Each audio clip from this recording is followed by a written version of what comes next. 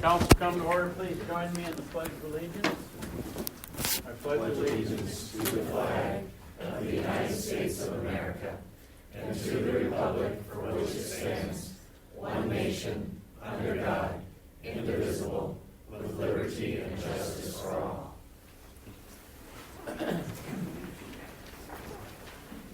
Mandy, could you please call the roll? Dion. Here. Branderhorst. Here. Danstra. Here. Carlstone. Here. Hopkins. Here. Spore. Here.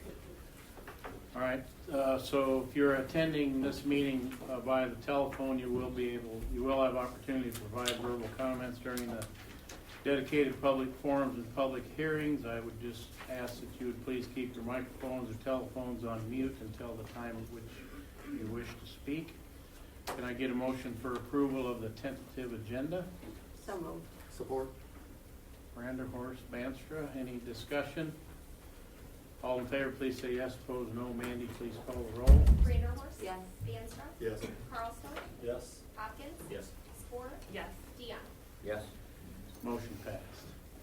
This time we have time for a public forum, so anyone wishing to address council regarding any agenda item, if you want to do that, please come forward to the microphone, state your name and address, and I would ask that you please try to limit your comments to 3 minutes.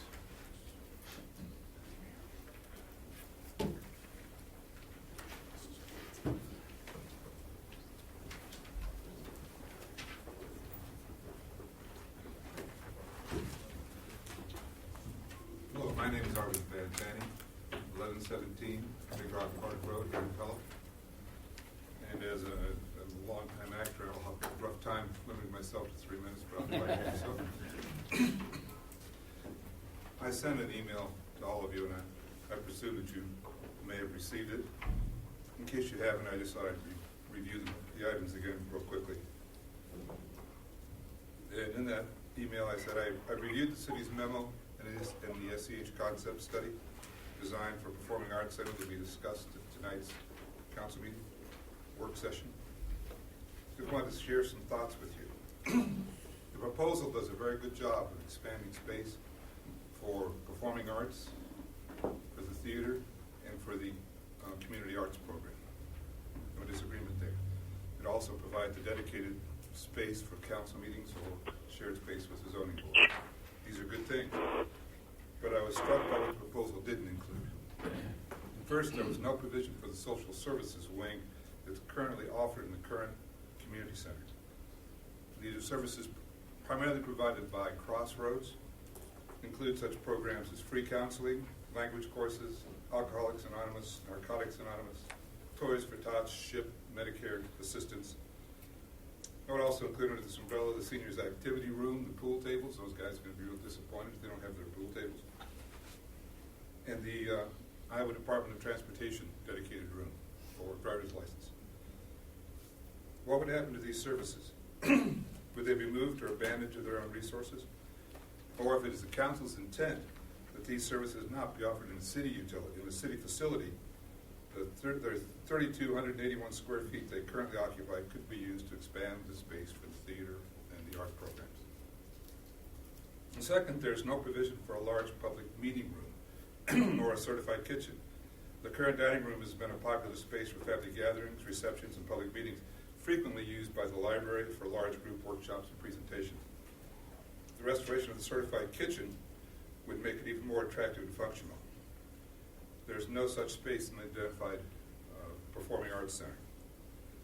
Perhaps the assumption is that the council room could be used for those activities when not in use by the city council or the zoning board. If so, then I would suggest that the dining room in the existing community center could also be configured for shared public and city use. It is 14,073 square feet, which is equivalent to the 1,450 in the proposal. And the existing kitchen could be configured for other use, 585 square feet. Finally, there's no provision for high-tech public conference rooms, such as the two that were proposed in the Schemmer report. These were identified as valuable resources for the city. For the library, they could move computer classes over to that building, and for public use. If they're not needed, they represent another 1,300 square feet that could be used for expanded space. So basically, what I'm saying is, bottom line, we have lost the community-centered concept of the existing building. What we've seen split out is a sports complex, a sports arena, sports area, and a performing arts complex. But the community services part of the complex has been lost in that. So I don't know what the council's intent for those things are, but I would ask that you keep those in mind when you're thinking about this next proposal. Thank you very much for your work on this. I know it's been a long, arduous process for everybody. I appreciate all the work you're putting in. Thank you. Thank you.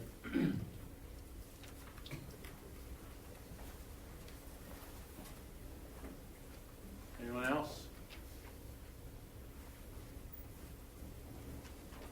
All right, we're going to move on. Can I get a motion for approval of the consent agenda?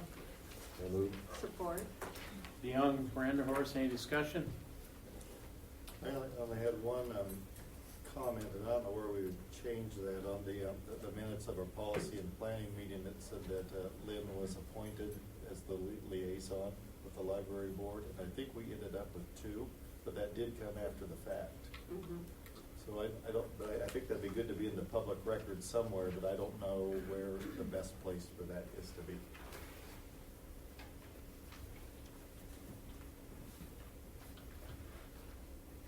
It didn't happen at the meeting, so it Right. wouldn't be in the minutes. Right. I don't know if we could make that as a note, this meeting somehow, and just say it was noted. And then that way it's in there. That's all right with everybody. Yep. Okay, anything else? All in favor, please say yes. Opposed, no. Mandy, please call the roll. DeYoung. Yes. Vanderhorst. Yes. Stanstrap. Yes. Carlstone. Yes. Hopkins. Yes. Yes. Motion passed. Okay, moving on, public hearing regarding sanitary sewer CIPP lining project bids. Mike? Yes, Mr. Mayor, I'd be happy to explain this item. For those following at home, I'm on slide number 2 this evening. As Mayor's Award stated, tonight's public hearing is on a proposed project, or sanitary sewer lining project that will take place this calendar year in 2022. And sanitary sewer lining is basically a preventative measure on this. It's an alternative as opposed to complete reconstruction of the sanitary sewer. Please turn your microphones or phones off if you're online. Alrighty. Okay. So we did conduct, Mandy, if we can go back, please, back to slide number 2. Up on the big board, the green highlighted areas are the segments of the sanitary sewer that was included in the base bid. And for most projects, as council is aware, we tend to put in additional project or additional scope of work in case the bids turn out really good for the project. We list alternative bids on it and enlarge the size of the project. And such was the case with the red highlighted area that you have right here. So Mandy, let's go ahead on page number 3. We did conduct a bid letting on the project, and I'll focus on the base and alternate since that is what staff is recommending this evening. And as you can see, the bids range between $137,000, which was the low bid, all the way up to over $168,000. Now, upon review of this project, Garden & Associates is recommending to award the contract to the lowest responsible bidder, which is Municipal Pipe and Tool, for a base and alternative amount of $137,257.50. It is important to note that the engineer's opinion of probable cost for both base and alternative bids was just under $172,000. So let's go ahead, please, Mandy. Okay. Now, once again, what we have here is council word to approve this resolution this evening. Staff would issue a notice to proceed on the work, which would take place in February, and we anticipate final completion on the contract would occur sometime in May of 2022, or this May. And then with that, Mr. Mayor, I'd like to go ahead and ask any buyer for any additional comments on the proposed bids or the project or the scope of the project. I think that covered it, but I did promise a bunch of you show and tell next time if any of you want to take a closer look at how the system works. I'll just leave it up here. But the pink that's the liner that's cured out after 3.5 hours of steam, but it goes in soft in a roll, and it just unrolls, and then they put pressure on it, steam cure it for 3.5 hours, and at the end of that, a little robot goes in there and it cuts the surfaces out. So for about 4 hours, we ask people, we knock on doors and let them know, hey, don't use a whole lot of water because we got your sewer plugged right at the moment until these are cut out. So, but that's the process. It's a great tool. less intrusive than tearing the whole street out and starting over. So what to do with the project? Is there, I mean, not a lot of tearing up the stuff? None at all. None at It's all? it's manhole to manhole. Okay. We start out, they go out there, they run the jet truck through it, clean it a couple times, re-televise it, make sure it's still a good candidate where there's just cracks in this. You know, if we have pipe fail, and we'll back off and not do that stretch, and it'll fall under another CIP list. But if it's still like we found it in the last TV and cleaning and TV program where it's lineable, then they go ahead and pull it, and away we go. So they'll do a couple segments, couple blocks a day usually. So yeah, unfortunately a lot of times those manholes are at the center of an intersection, and some of these will be on Main Street, so it's a little intrusive that way. But other than that, it's one big truck in the middle of the road. So It's better than a hole in the middle of Main Street. yeah, the whole street gone for 8 to 10 weeks. Yeah. It's a great tool. These prices are, a couple years ago, we were seeing $50, $60 a foot. And if you look closely, the 8 inches, 8 1/4, or 20 1/4, and I think the 10 inch was 26 lineal foot. So they were super prices. We think and we had 4 good bidders, so they must have bought way ahead with all these supply chain issues. They must have a building full of it somewhere. And we got this bid out early and took advantage of it. Okay, were you done, Mike? Yes, sir. Okay. Any written comments? No written comments. Council, any questions, comments? Have we used any municipal pipe tool before? Yes, we have, and Garden worked with them a lot in the last couple of years, and very satisfied. Okay. Remind me of the lifespan of this. I think I heard the presentation was pretty nice span. When you initially build a sewer, you hope it's good for 100 years, and the sewers we're lining, most of them are right at that, 80 to 100 years. We think a plastic product, it does resist some of the things that the clays and the concretes and iron don't. But hopefully, 50 years it's still standing strong. We'll see. Or somebody will see.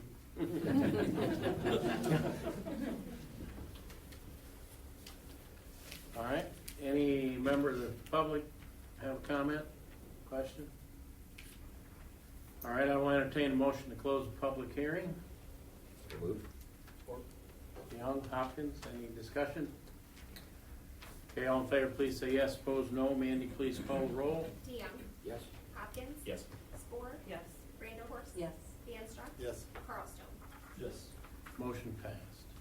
Okay, moving on, resolution number 6376 entitled Resolution Approving Plan Specifications, Form of Contract, Estimate of Cost, Receiving of Bids, and Making Award of Contract for the Sanitary Sewer CIPP Lining Project. Assume there's nothing to add, Mike? You are correct, sir. All right, can I have a motion for approval? So moved. Support. Vanderhorst, Spore, any discussion? Okay, all in favor, please say yes. Opposed, no. Mandy, please call the roll. Vanderhorst. Yes. Spore. Yes. DeYoung. Yes. DeAnstruck. Yes. Carlstone. Yes. Hopkins. Yes. Motion passed. All right, we are now going to have a presentation from the Spirit of Pella. Who's up first? Mary? It's me. I heard that. Took me a second to register that, but I heard that. If you guys want to come up here so it can be time efficient-ish. So yeah, starting out, thank you for having us this evening, and just want to say thank you for the partnership and cooperation we've had with the city thus far, specifically Jeanette with her work on the Christmas lights this year. It really enhanced the community, and I think that was really great. So we're really, really grateful to the city for believing in our vision and such as, collaborative community-based projects. So I appreciate that.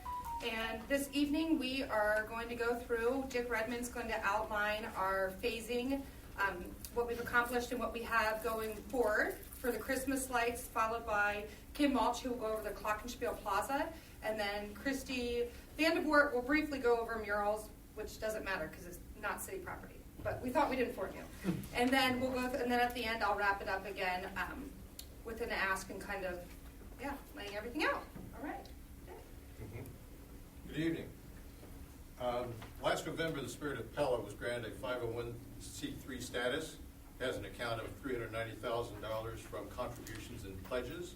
We have funded $102,000, and our 2022 projects are estimated to cost $255,000.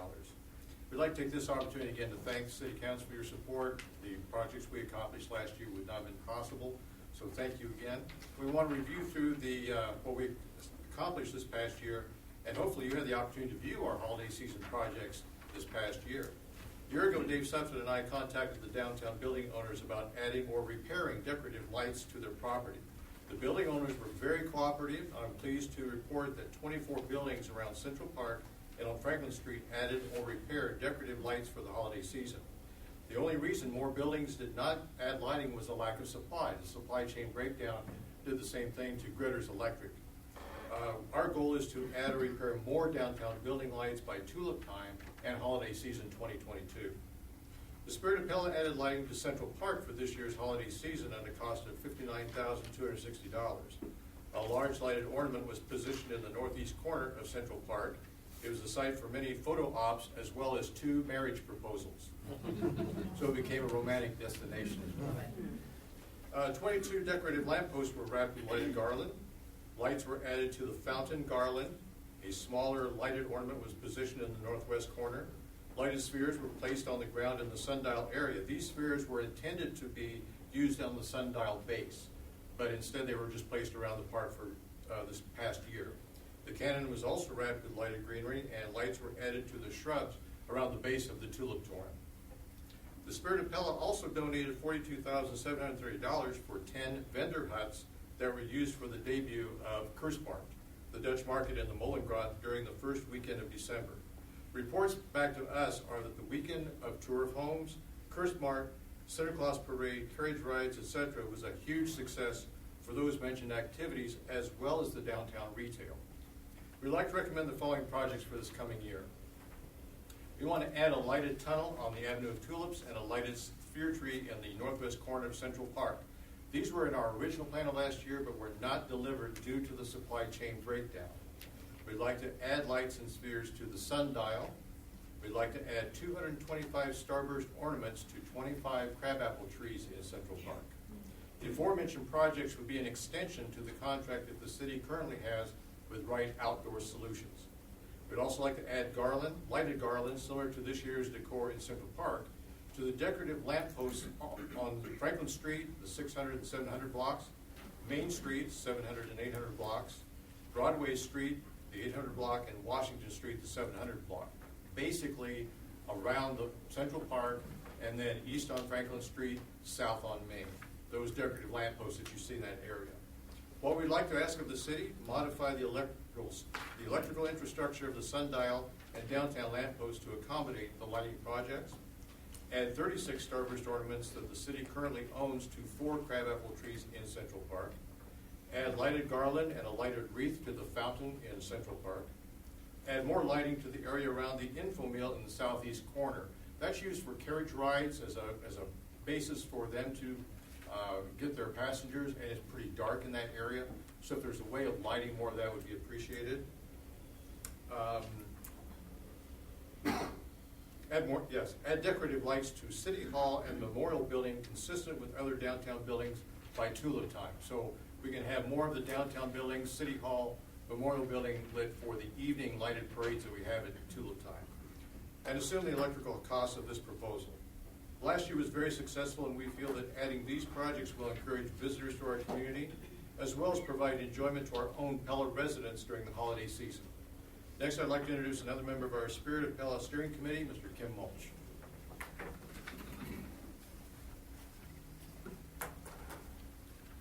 Good evening. The next project to complete before tulip time this year is the enhancement of the Clock and Spiel Plaza. We propose to open up the plaza to enhance viewing options of the Clock and Spiel clock performance and to encourage all-day and evening use of the plaza. We wish to provide movable furniture and seating to create a flexible outdoor space with access to publicly provided Wi-Fi. We envision the space to be used for outdoor dining for all the downtown eateries, enjoying a coffee and conversation, working with Wi-Fi access, meeting with friends in small groups, playing cards, checkers, and chess, and enjoying relaxing and fresh air within a shaded lounge area.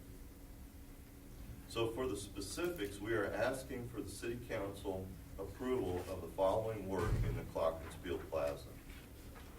Approve the removal of the concrete benches and center flower beds. We ask the city to provide the needed infill bricks from the city stockpile. Approve the installation of wall anchors for attachment of overhead canopy lighting to the east building facade. We propose to install the anchors at the pilaster cap height in the existing mortar joints. Install additional outdoor electrical outlets for a small performance area in the southwest corner of the plaza. The electrical could be used to power specialty lighting, an amplifier, and microphone. We ask for the city to assume responsibility of the electrical for this area. We propose to add overhead canopy lighting and to maintain the lighting. We wish to extend the downtown music throughout the Spiel Plaza utilizing extra speakers from the existing Central Park sound system. We ask the city to provide public access to Wi-Fi. The spirit of Pella is to provide outdoor furniture, umbrellas, seating, and flower planters. And we ask the city to assume ownership of the furniture fixtures and to maintain the planters with seasonal flowers. The Dutch Fix owners have agreed to maintain the area, thanks to Jason, on a daily basis by cleaning tables and chairs and removing trash. So the overall goal of this is to open the space up, allow for more flexibility, more use during the day, during the evening, and as long as we can throughout the year. So again, we want to ask for your approval of this scope of work this evening in order to move forward with the work with the goal of completion before tulip time this year. If we could accomplish this before tulip time, I guarantee you it will get a ton of use. Thank you, and I believe, Christy, you're going to talk about the murals going. Right. Right, so thank you. Pella has a beautiful story to tell. And these murals that you can imagine on these buildings will tell the story directly through art and by moving people physically throughout the city. As they seek out the murals, they'll spend more time exploring all that Pella has to offer. And these murals, and we hope all the people that enjoy them will be inspired by Pella. So the building owners that these represent, these locations, they have come to us. Two of them have come to us and wanted a mural on their building, and we did approach the Work of Our Hands building, and they are very excited to have a mural on their building. Murals located on privately owned buildings will be funded privately, so there'll be no ask of the city in that. Costs will vary, obviously, based on the size of the building and the detail of the mural. So the total cost estimate, as you can see on the slide, for murals in phases 2 and 3 is there. Long-term maintenance, you may ask, what happens about that? That'll be shared responsibility between the building owners, the artists, and the Spirit of Pella. So we hope to see some paint on the wall sometime between spring and summer. Thank you. And now, Mary will wrap us up. We'll try. All right, so moving forward, we think a lot bigger than phase 1, phase 2. Don't want to get too ahead of ourselves, but I hope eventually we have like phase 588. But right now we do have this is our phase 3 and future projects, just looking forward, some things we have on our dance card and are figuring out logistics and such. So we have the Mollengrath Courtyard, walkway from the Spiel Plaza to the Mollengrath, some signage, some art around the town, overhead lighting on Franklin Street to connect each side, which that's a bigger project than we thought, but we're looking into it. A chiller for the ice rink in Caldwell Park to extend the use of that area and the ice skating rink. And then in conjunction with that also, we were gifted the DeVries light display. And so we are still looking into how we can make that possible and be able to bring that back to life. And we think that Caldwell Park's probably going to be a really great place for that. So, what we're asking. So now that we've buttered you up, we are asking for approval to move forward with the Spiel Plaza specifically. We understand that we understand your fiscal year, we understand that there needs to be bids, there needs to be contracts, we need to work with Jeanette on getting those in, et cetera, and that needs to be held by the city. So we are asking for approval and your blessing sooner than later on that, so we can move forward.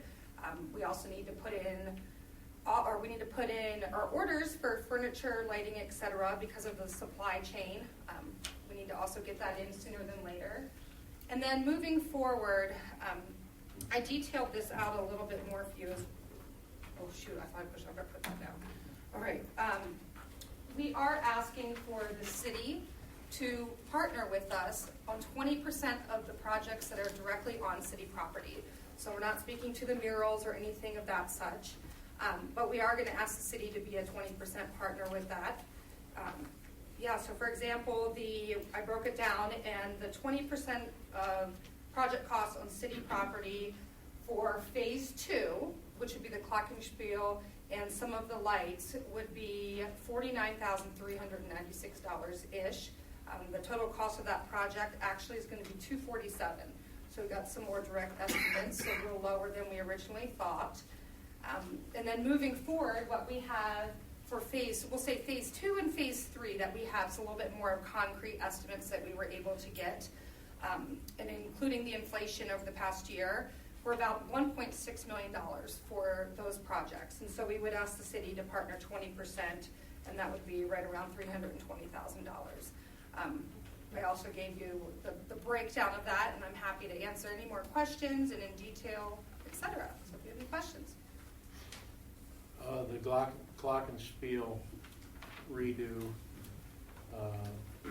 talking about by tulip time, so that's pretty quickly. So when does approval have to happen? I know as soon as possible. Well, I guess this is where I probably defer, because I understand to an extent, but I don't understand to an extent.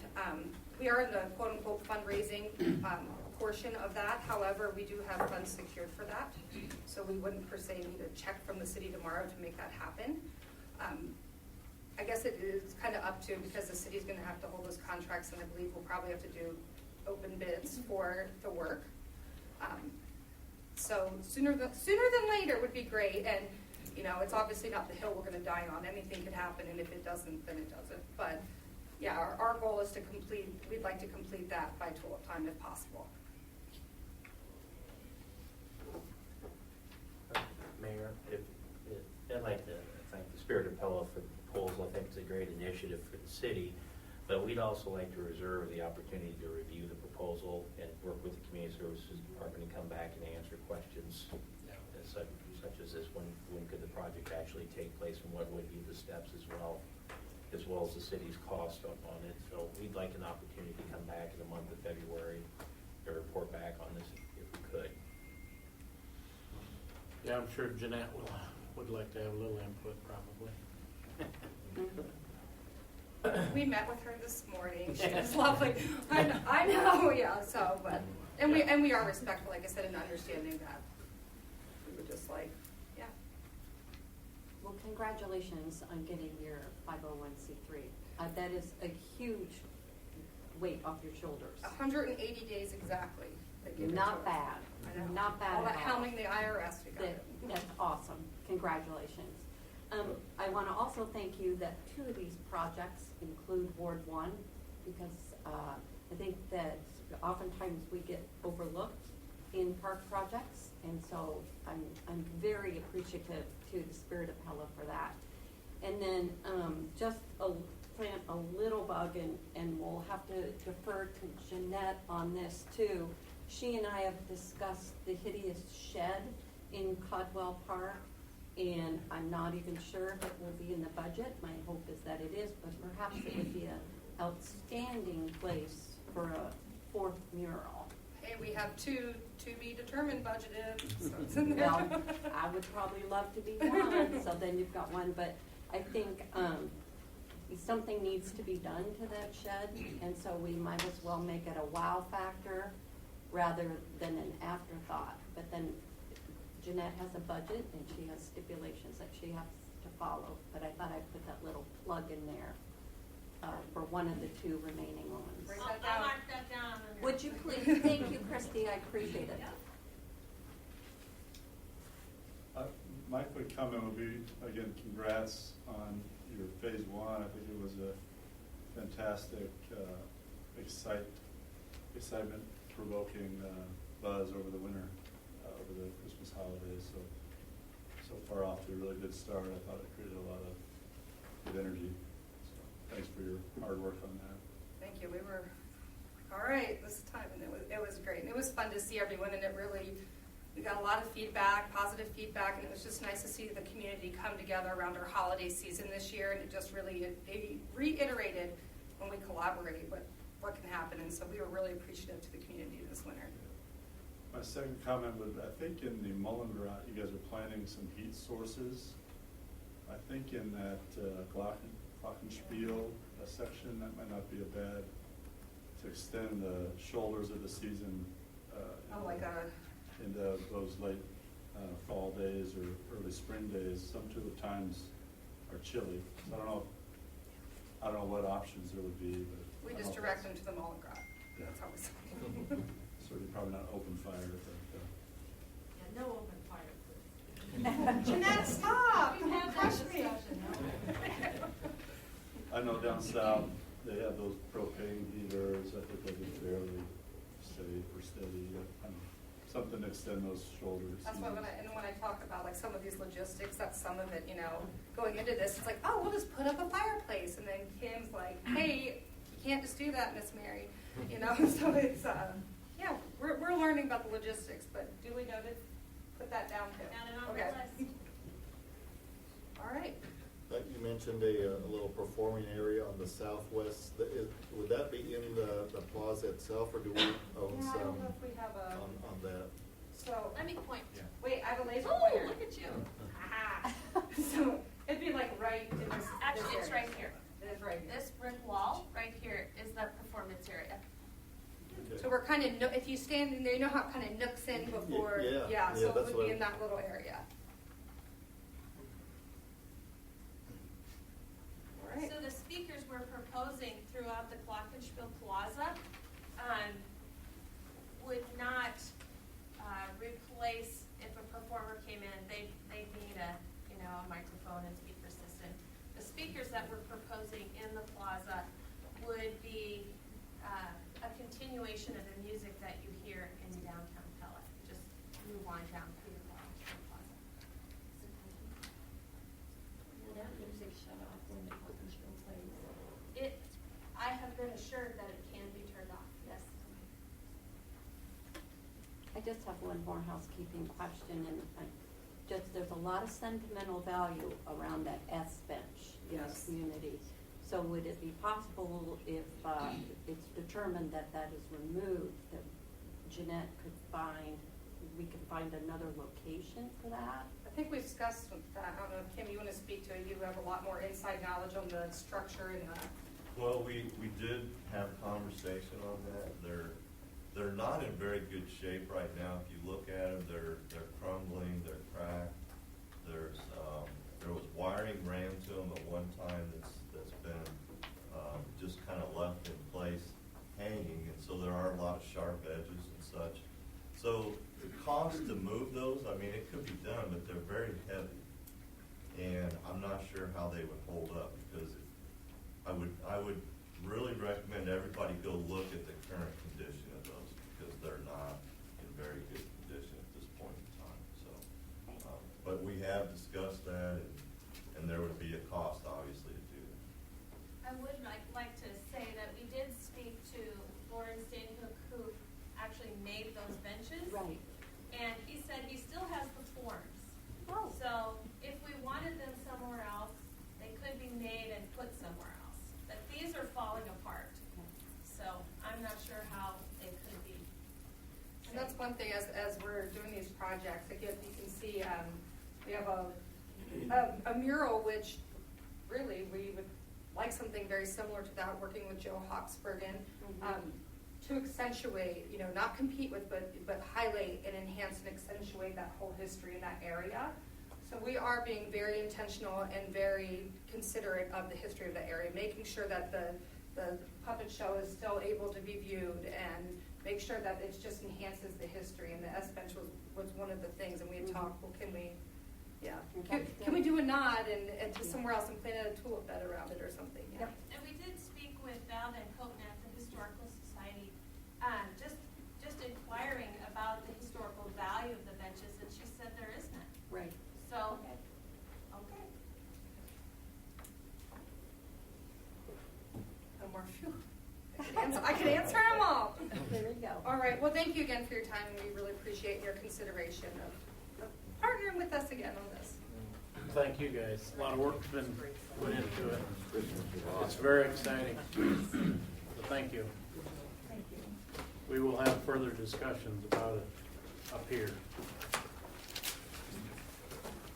Okay? We're going to move on to resolution number 6377, entitled Resolution Reappointing Christine Stone as City Attorney for the City of Pella. Mike? Hi, yes, Mr. Mayor. Once again, I'd like to refer the council's attention to the big board. For those following at home, I'm on slide number 17 this evening. As Mayor DeWard stated, this resolution would appoint Ms. Christine Stone as City Attorney for the City of Pella. She has served as City Attorney since 2018. We do have on the slide as well, was included in the packet, was some of the history that Christine has, but she has extensive experience being a city attorney in the state of Iowa from a past background on this as well. Now, as far as the reappointment is for a 2-year term, and it would expire at December 31st, 2023 if this resolution is approved by the City Council. I would also like to mention, as far as the fees are concerned, Christine's current hourly billing rate from her firm is $240 an hour. The new billing rate for this term is $260 per hour. The Eilish law firm serves as city attorney for other cities throughout Iowa, and what they've done, they wanted to standardize it. What they've offered is a 10% discount on Christine's time if the City Council were to appoint this, or effective hourly rate for us would be $234. Now, in an effort to mitigate some of the cost of the increase, what we've done, and one of the advantages of going with the firm, is Christine has associates that also work with her and also work on city affairs. If you look at, I believe it's on page 2 of the engagement letter, it lists those associates and what their hourly rate is. We've worked with Christine on identifying not all tasks, and I'll preface this way, Christine's very experienced. I think she's done a very good job for the City of Pella, but not every task requires the A-team from a legal perspective. And so what we've worked with is associates that we could fill in on there that we could use that have a lower billing rate for the City of Pella that we could use, and then we called Christine in on the heavy hitting type stuff on it. Those associates, their rates range from $162 up to $198 on it. So we feel from a cost standpoint, going with the firm, there are advantages to going to the Eilish law firm, but I wanted to make sure that council was aware of what's been done so far in concern to the rate increases being proposed this evening. And with that, Mr. Mayor, I believe that concludes our presentation this evening. We'd be more than happy to answer any questions the mayor and council may have on this item. All right, thank you, Mike. Can I get a motion for approval? So moved. Support. Brander, Horst, DeYoung. Discussion? Just want to go over the rates again. It was $240 to $260 with the 20% discount. Or 10% discount. 10%, yeah, 10%. What, so was the discount also in effect in the $240? Well, the discount was, it was effective rate of $216 was Oh, what we're okay. really going All up right. to is to $234. Okay. So, where we're hoping to mitigate that too by having various tasks that are actually delegated to other attorneys. One of the things that Christine's traditionally worked with us on is land use and zoning issues, and one of the attorneys that's being listed as a lower billing rate is for those types of items. So we think that there will be some savings for the City of Pella, and hopefully we'll be able to mitigate that cost increase for Christine's time.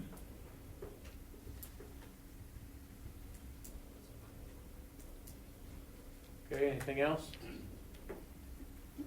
Otherwise, we will vote on the resolution. All in favor, please say yes. Opposed, no. Mandy, please call the roll. Branderhorst? Yes. DeYoung? Yes. Danstrom? Yes. Carlstone? Yes. Hopkins? Yes. Spore? Yes. Motion passed. Resolution number 6378, entitled Resolution Accepting Public Improvements for Prairie Ridge Plat 3. Mike? Hi, yes, Mr. Mayor, I'd be happy to explain this item. And as Mayor DeWard stated this evening, this resolution would formally accept the improvements for Prairie Ridge Plat 3, and we do have a map up on the big board. As members of the audience may be aware, the proposed Smash Park, this is the subdivision of the Smash Park. Smash Park is actually being located right up here in this area, right here. What we're looking as far as the public infrastructure is this little spur of the cul-de-sac that we have off here. Now, overall, when we talk about the city street network this evening, it's just over 664 linear feet. We're also accepting the sanitary sewer and associated manholes, as well as the storm sewer this evening as well. Now, this resolution, McClure Engineering rather has submitted a certified letter saying that the public improvements, or proposed improvements rather, have been built to city infrastructure standards, and they are recommending acceptance this evening. City staff has reviewed and inspected the improvements as well, and we are also recommending approval and acceptance of the public improvements this evening. So with that, Mr. Mayor, I believe that concludes the city staff presentation on this item. I'd be more than happy to answer any questions the mayor or council may have on this item. All right, thanks, Mike. Can I get a motion for approval? Hopkins? Support. DeYoung? Questions, discussion? Okay, all in favor, please say yes. Opposed, no. Mandy, please call the roll. Hopkins. Yes. DeYoung. Yes? Vanderhorst. Yes. Danstruck. Yes. Carlstone. Yes. Spore. Yes. Motion passed. All right, resolutions and a motion related to re-precincting as a result of the 2020 census. Mike? Oh, yes, Mr. Mayor. Once again, I'd like to refer the council's attention to the big board. And on this item, as we previously, if council may recall, at our December 21st meeting, we approved agreements with Marion County which establish precincts, both unincorporated and an unincorporated area. Now, this resolutions that we're going to consider this evening is very similar. In fact, the genesis of this is from the state of Iowa. The Secretary of State is suggesting this agreement. In essence, what they're suggesting is a similar agreement with Mahaska County that we have this evening. Now, with that, probably the easiest way to explain this, Mandy, if we can go on to the next slide, please. Basically, what the Secretary of State is proposing is that we establish Mahaska County Precinct Number 2. For those of you that may not be aware, we actually have 5 citizens that live in Mahaska County that live in Pella also. And so since they are members of Mahaska County, previously I believe we had included this little area as far as Precinct 1 within the city of Pella. So what the Secretary of State is in essence doing is saying we need to create a Precinct 2 for Mahaska County, which has our 5 citizens plus the unincorporated area of Mahaska County, or this gray highlighted area that totals just right around 1,627 residents. You add them together, that's 1,632 residents. That would be Mahaska County Precinct Number 2. The citizens would still vote in our municipal elections. The residents that live in Mahaska County outside the city limits would not vote in our elections, but they would be from the state of Iowa standpoint, that would be one precinct, Mahaska County Precinct Number 2. That's the first resolution. Mandy, let's go ahead to the second resolution. The second resolution just simply amends our agreement with Marion County that we approved at the end of December, and it removes those 5 citizens that were previously included in, I believe, Pella Precinct Number 1, and removes them from that agreement. So we're technically losing 5 residents from Precinct 1 in Pella that are going to be transferred to Precinct Number 2 with Mahaska County. And I think that's really the nuts, the details of this. Mandy, let's go ahead, please. That's the second resolution. Third resolution, what we have our item G3C is just simply the re-precincting worksheet, and that authorizes staff to actually send this to the Secretary of State, which is highlighted up on the big board. Now, with this, we are recommending approval of all resolutions and motions this evening. If council has any questions on this, we'd be more than happy to answer questions. I should say, Mandy Smith will be more than happy to answer any questions on this. So with that, Mr. Mayor, that concludes our presentation this evening. So feel free to ask any questions. Well, I got to do a lot of reading here for not a lot of action. All right, resolution number 6379, entitled Resolution Approving and Authorizing Execution of an Agreement between Mahaska County and the City of Pella to establish Mahaska County Precinct 2, a precinct of incorporated and unincorporated territory. Can I get a motion for approval? So moved. Support. Vanstra, Vanderhorst. Any discussions or questions? Where will those 5 residents within the Pella City, will they go to Lighton to vote then? Yes.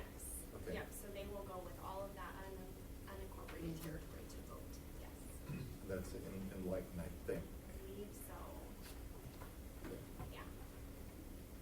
So I So think they Rich- would have, so technically when they go to the ballot, there will be 5 different ballots that will have all of the Pella City on it as well.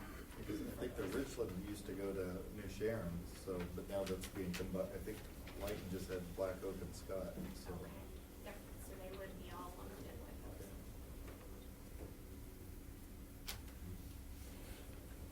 Okay, anything else? All right, all in favor, please say yes. Opposed, no. Mandy, please call the roll. DeAmstrong? Yes. Reindeerhorst? Yes.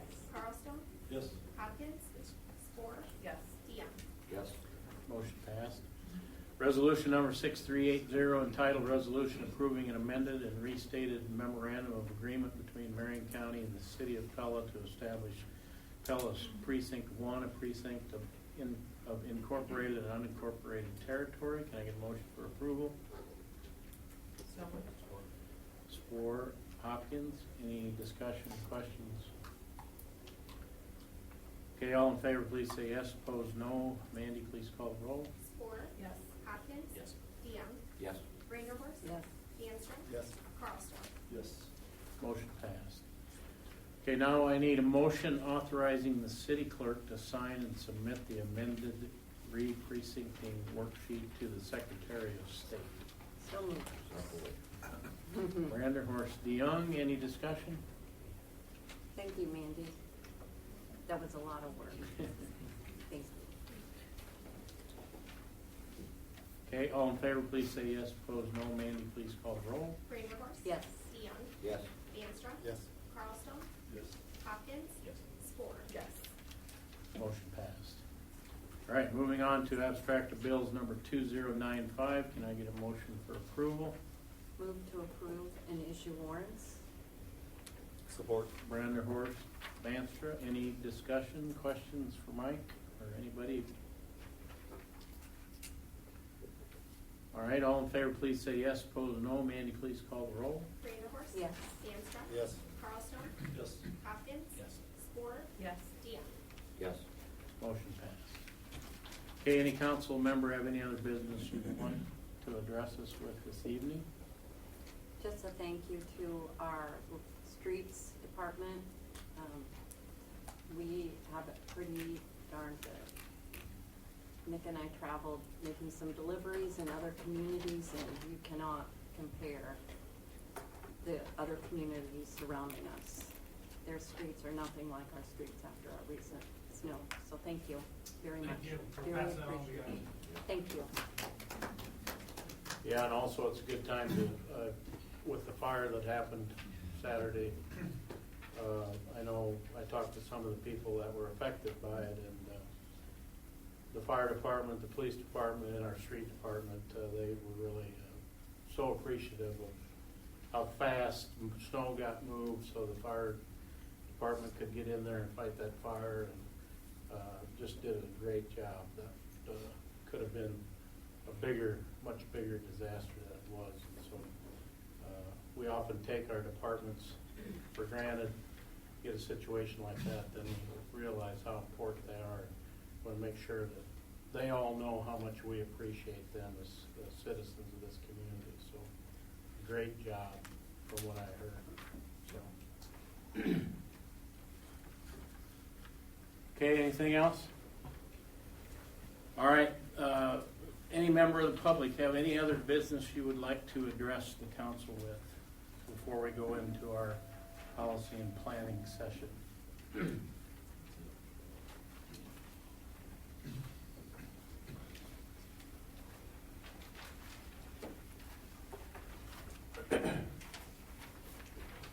My name is Mary Ellen Butler. I live at 406 Franklin.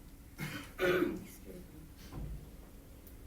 We're all adults here, and as adults, we need to show respect for each other. And the citizens who get up to speak here don't need to be lectured. We don't need to have a finger wagged at us in disapproval and warning. Even if that wagging finger is wrapped around a water bottle and is being shaken at us in a disapproving manner. No one's violated copyright laws here. No one has made copies for financial gain. Have no doubt about it, the book Genderqueer promotes and depicts pornography. What else could you call a depiction of a male-on-male sex act? For a mother of young children to say that her children will not be harmed by the book Genderqueer is only true if her children never see the book. Young minds are indelibly imprinted by seeing pornography. And this book, Genderqueer, graphically illustrates illegal sexual activity between an adult and a child. Iowa state law prohibits dissemination of child pornography. To allow children access to pornographic material is a crime punishable by law. The book contains pornographic material. It depicts a sexual act performed on an adult male by a child. Billie Eilish is a 20-year-old singer-songwriter from Los Angeles. Despite her enormous fame and financial success, she suffers from depression and suicide ideation. She has been awarded several Grammys. And before we join in accolades for anything, we would be wise to look at the values of the organization making the award. For example, awards made by the American Library Association. In an interview with Howard Stern, himself a purveyor of obscene material, Billie Eilish said, quote, "As a woman, I think porn is a disgrace.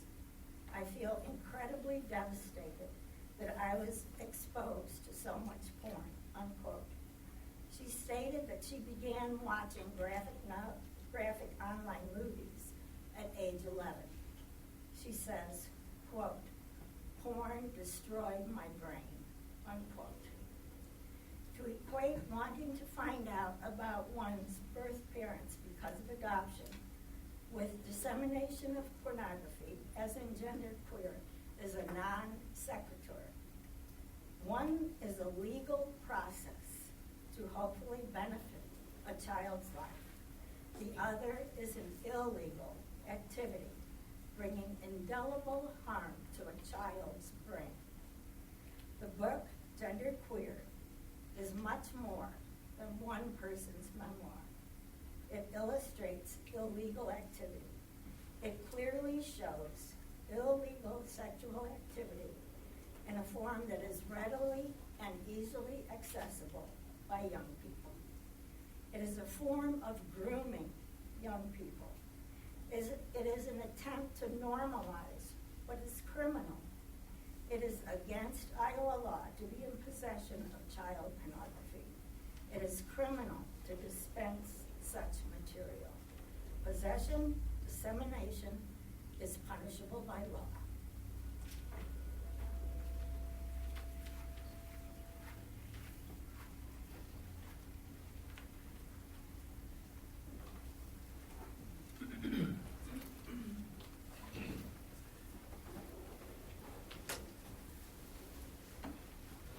I'm John Butler at 406 Franklin Street, Pella. Mr. Mayor and City Council, my remarks pertain to the book Genderqueer.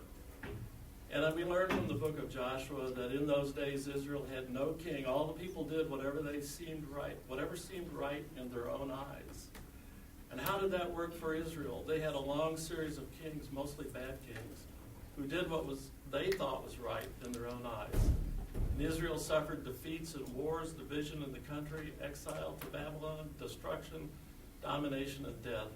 All through this time, God sent prophets, but the people did not want to hear the truth. That is where we are today. Everyone wants to do what seems right in their own eyes. People say that they set their own morality and do what they think is right. They do not seem to know that the moral compass has already been set by their Creator. There's no need to generate new morality standards. God has plainly told us what is right and what is wrong in His eyes. There is no gray area in the moral code. It is either right or wrong. Gray areas get developed as we work to justify our wrong actions.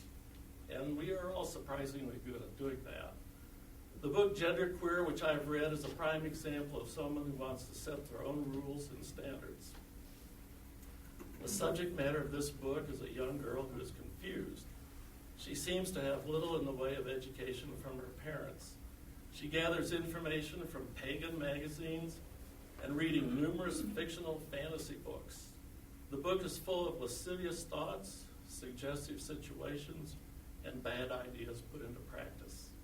Included in information that should not be suggested to our children are gay and lesbian porn, deviant art, pagan magazines, I didn't know those existed, books about gay romances, but never anything about God's established morality. And then the discussion she has with her friends about different sexual practices, my thought is that she never had any gender modeling from her parents. This is not a book I would want my granddaughters to read.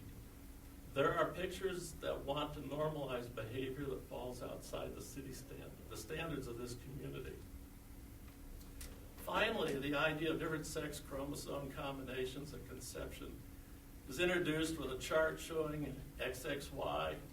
You know, normally it's XY or XX, male, female, XYY, single X, and XXYY. Chromosomes. Extra chromosomes or shortage of chromosomes.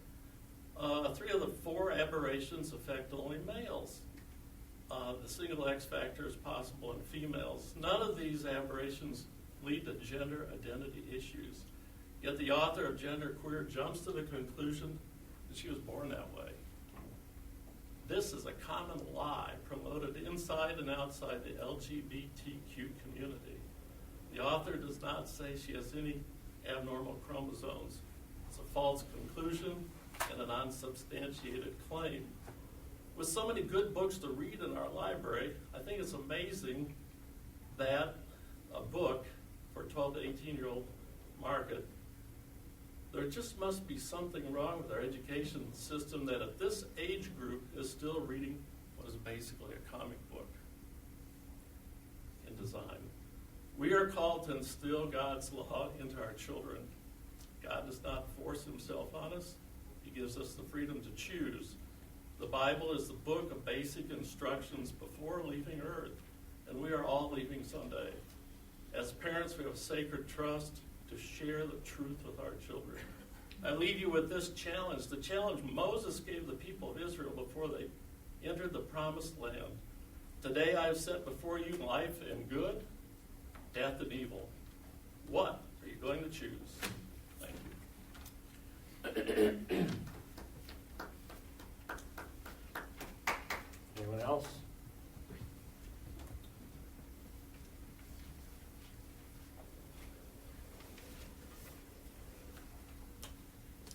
Hi, my name's Anita Fisher, 1546 Pleasant Drive. I just want to say that I have heard that a lot from what the library board is saying, that we have no idea what we're talking about because we haven't read the book. I want to tell you, I have the book. Friends have the book. We have been showing people the book. They have read the book. So don't let them tell you that we have not and we're just looking at the pictures. John very well explained what is going on in that book, okay? It's not just the pictures. It's the whole book that's very disturbing. The pictures in it is what is make it extra disturbing, if I can even say that. It's much worse than that, okay? Now, if this wasn't pictures, if this was just talking about her life and what she experienced, we as parents would have such an issue with it. We don't care if it's man on man at this point. We don't want to see the pictures, period, even if it was a man and a woman. It's the pictures that are the problem. Maybe we don't agree with what they're doing. Maybe we don't agree with her lifestyle. But it's the pictures. And I want to tell you, too, that I just learned that a second copy A second copy got into our library. There are so many citizens that are thoroughly disgusted. And I can hardly believe that you guys would allow a second copy. Do you not hear what we're saying? Do you not care what we're saying? Would you let your children read this? Do you want your grandchildren to read this? You need to consider this. Please look closely at this, okay? And like I'm going to reiterate it again. We have read it. We have seen it. We are showing the Pella citizens. They are becoming aware fast.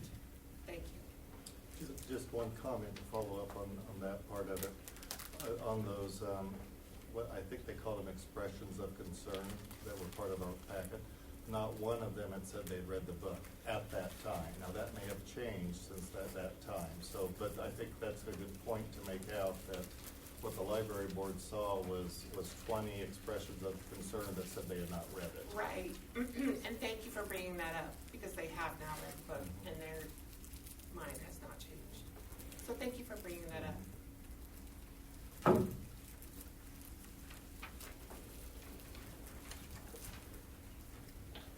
Okay, anyone else? Okay, we're going to move into our policy and planning. We're going to start with the second one first, the overview of our planning work sessions, which we're going to have next week. So, Mike. Hi, yes, Mr. Mayor. I'd like to refer everyone that is following along on slide number 24 this evening. As Mayor DeWart stated, next week we will be having goal setting / strategic planning work sessions.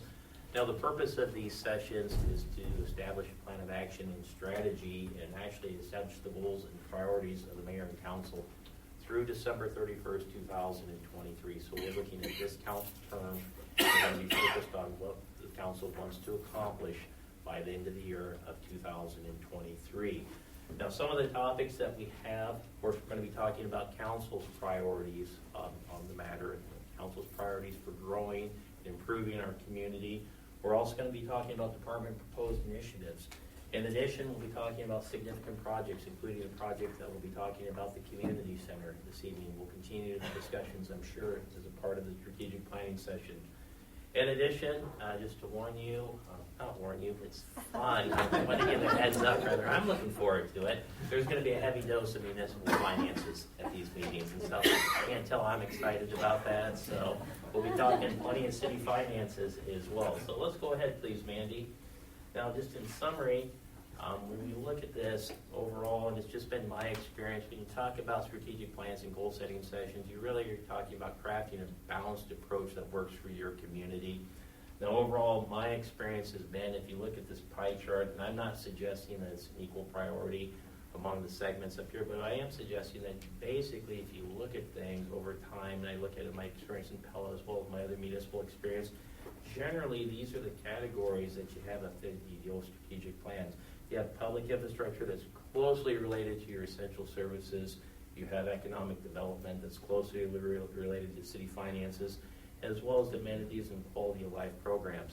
Generally, it's been my experience when one of these gets out of whack, that suddenly becomes the priority for the community at the time. I think we certainly have had a track history of that at Pella through my 20 years with the city as well. But overall, when you look at this, and I just wanted to emphasize this, that the plan that we're hoping to come out with is a balanced approach. It may not necessarily be equal. That's going to be depending on the strengths and weaknesses of the community. But overall, generally speaking, when you talk about a plan, it's going to be a balanced approach, but it will touch on each one of these aspects as well.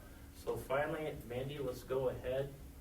Now, as far as our facilitator, the organization that's going to be doing this for us is Missouri River Energy Services. They are our power supplier. Miss Marcy Douglas is going to be leading the charge next Tuesday and Wednesday night. The sessions will start off at, I believe, 5:30 p.m. in the last. We hope that hopefully we're planning until 9 p.m. They are open to the public in case you're interested in attending as well. So with that, we just wanted to take a brief moment and explain the purpose and overall intent of the sessions. And Mayor would be more than happy to answer any questions the mayor at the council may have on this item. Okay, thank you. Looks like we got about 7 hours next week. I hope we have snacks.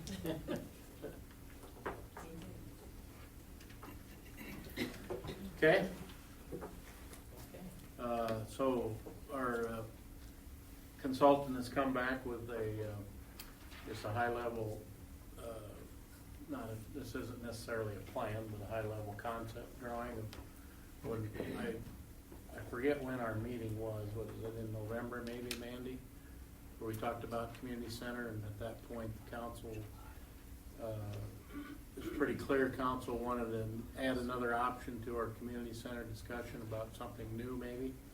And so we hired a consulting firm to help us look at potentially what we could do or what we might need to do. And so we have their report now, and so Mike's going to go over that a little bit.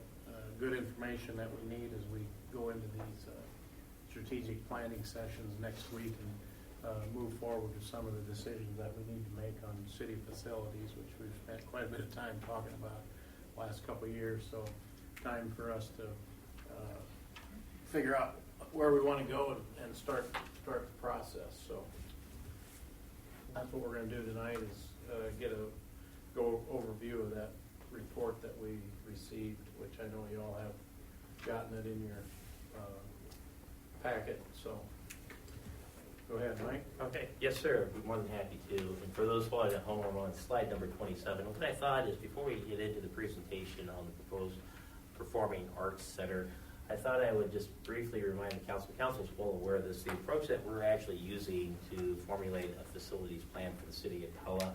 Right now, if you're to look at where we're at as far as the plan is concerned, we are still in the conceptual plan. We're hoping to wrap up this phase of the project. We view tonight as probably the last element of this, and specifically the Mayor DeWard stated one of the questions that came up by council when we talked about conceptual plans.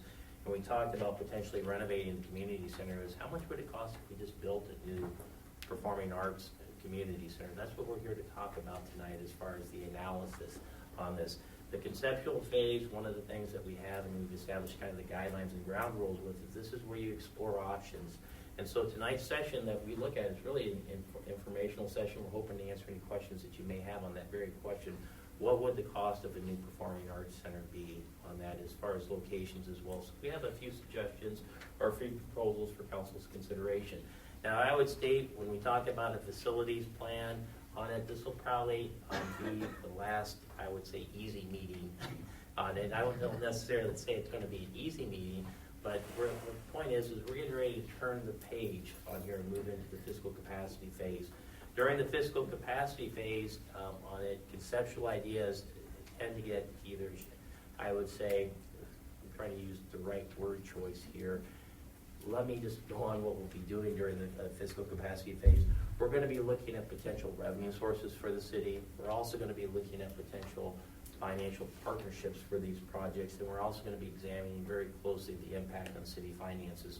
So the key word and what I want to say is when you look at the size and scale of the facilities, not just the community center, but also the indoor recreation center, those are going to be placed under the microscope when we look at the fiscal capacity of the projects as well. These are going to be very key items on it as well, and that's one of the things I just want to make sure council is aware. There's going to be a heavy dose of finances during this process. We're about ready to move into that next phase of the project. The last phase on it really comes on the heels of the fiscal capacity phase is the prioritization phase of the project. That's when there's going to be actual determinations and decisions made on the size and scale of the facilities that we're talking about this evening, and also with the indoor recreation center, as well as the timeline for the projects. Now, the date that we've established, and council has not established this date, but the date we're shooting for from a staff's perspective, it's March 31st of this year to have a plan finalized for the city of Pella. So we've got a lot of work to do this spring on this matter. Tonight's session is going to be a key session that we have this evening talking about the community center. Overall, that's the groundwork for the plan and the decision to be made by the city council. Again, that tentative date is what we've established for the project, and that could be either adjusted by the city council on it as well. So before we begin tonight's presentation, is there any questions concerning the decision-making process that we've outlined up here? Just one on the that facilities plan, is that just for this particular, or is that more broad for the March 31? That could be anything that council would like to have, the size and the scope of it. What we're really intended on, and what we're going on, and a little bit of history on that very point, is the 2019, when we updated the facilities plan, one of the items that we thought was eminent was attention to the community center in 2019. Some of the other projects that we've had that were mentioned in the plan, the city's already accommodated or taken care of those facility needs, and some of them were longer-term plan phase improvements. So we're going to be focusing on the here and the now, but that can certainly be expanded by the city council, and other projects could very easily be moved up if we choose to do. Okay. Well, let's go ahead, please, Mandy, and let's jump in Performing Arts Center. I'm on slide number 28 for those following at home. And as Mayor DeWard stated, the purpose of this work session is to review options for building a new Performing Arts Center versus upgrading the current community center. I would like to state that we also have our engineer this evening, Mr. Brian Bergstrom of SEH, is in attendance, and I'll go through a very brief presentation on this item before we turn the floor over to Brian on this. But here's just a couple key points I would like the council to keep in mind. Again, this originated out of the question, what does it cost to build a new community center versus upgrading the existing community center? That's what we're here to answer tonight as well. Now, in making this comparison, I'm going to state some of these items that are being proposed this evening are just discussion purposes. They're intended to facilitate discussion. Remember, we're in the conceptual phase. These are not hardline proposals. They're simply meant to facilitate discussion on the matter. But anytime you talk about new performing arts centers, location is a key point on the matter. The location that we're considering for the new performing arts center is just a proposal for discussion purposes, is the former Second Christian Reformed Church property that the city owns on that. And we do have the schematic layout of one option for the performing arts center as well. It is important to note the other key point keep in mind as we talk about uses of the building. From our standpoint, we're at a 50,000 foot elevation at this point right now because we're trying to answer the question, what would it cost to build a new facility versus upgrading the current facility on that? So as far as trying to get down what I call in the weeds, as far as what uses are in, what uses are out, this was not meant to be that type of session. We simply view, if you look at the proposal of these facilities, they're somewhere between 43,000 and I believe 52,000 square feet of space. Council wants to make decisions on uses, either expand uses, contract uses. There's certainly enough room in these facilities to do so on it. So please keep in mind it's not a final proposal or final suggestion on what uses go into these, go into a new performing arts center. That decision is made by the city council. So let's go ahead, please, Mandy. Now, as far as past engineering assessments, to bring everyone up to speed on it, there's been a handful of them anyway. The first one that we had was conducted by SEH in 2019, and we've tried to update the cost estimates on it now. One of the things that we've heard from our engineers, both from SEH and also from Schemmer as well, is that when you look at the cost in 2019 and you factor what's happened in the current construction market in light of the COVID-19 pandemic, it's been about a 15% increase if we were to undertake the project now compared to back in 2019. So these dollar amounts and estimated cost amounts have been adjusted to reflect the current construction market. But when we look at the SEH proposal and for the community center, the easiest way to describe this is if you were to go to that existing building, this is a complete renovation. This is removing everything and replacing everything on the inside with new items. And it's also making exterior improvements. There are some facility improvements that would aid towards I would say, the traffic flow of the building, but by and large, it's stripping everything down and completely replacing everything. That's the $12 million option. That's the complete renovation on it. Does not add any square footage to the building. It simply takes everything that's in the facility and replaces it with new items in there as well.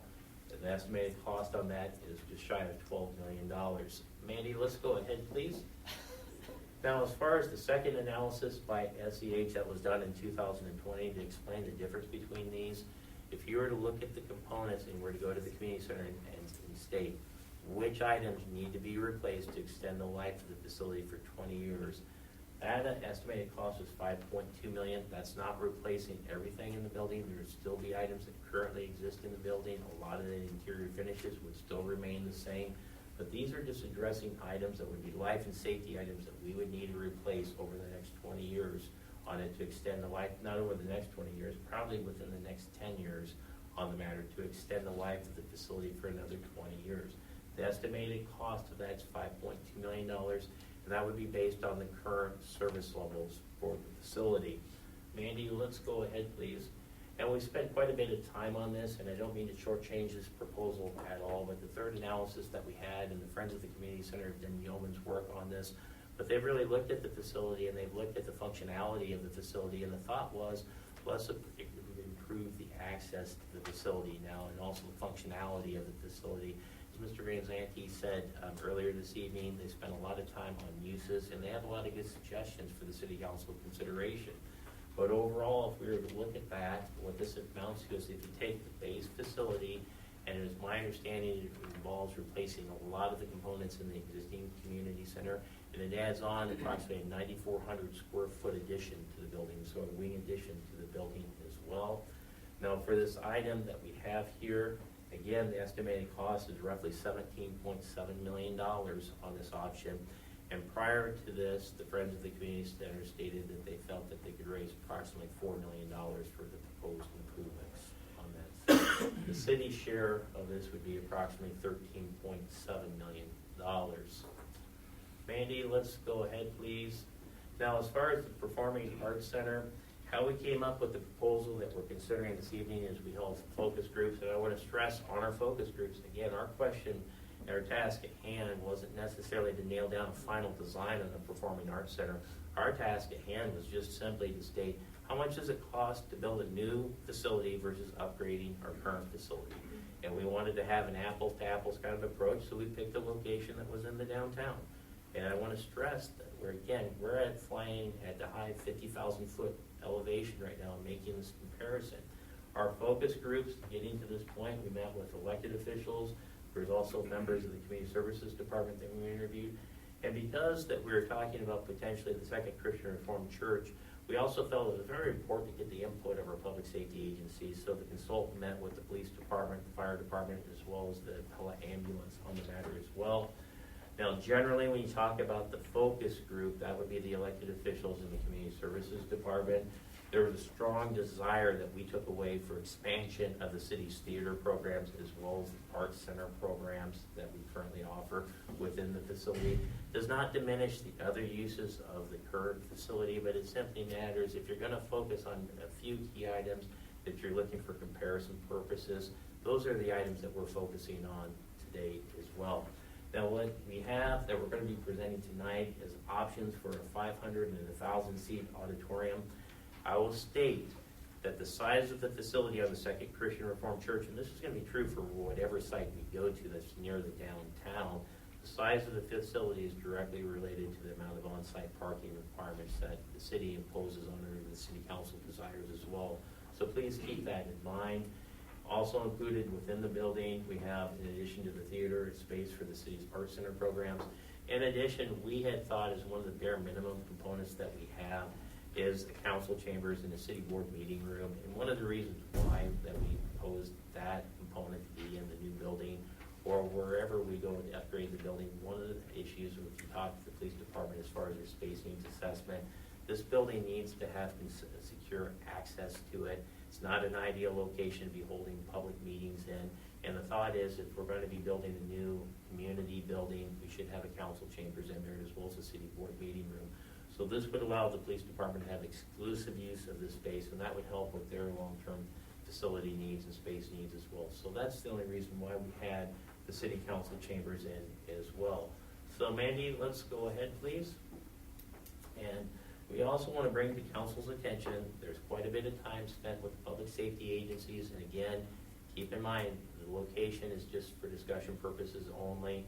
Generally, the takeaway, if you were to interview and go talk to the respective directors and chiefs of these organizations, is our understanding there is a desire when we talk about future buildings, future public safety complexes, when you talk to the fire department and the ambulance department, the desire for them was really to have their new public safety building in the downtown. They felt that was pretty important, was the takeaway that we had and that we gathered from them. Police department, the location wasn't such an issue from their standpoint.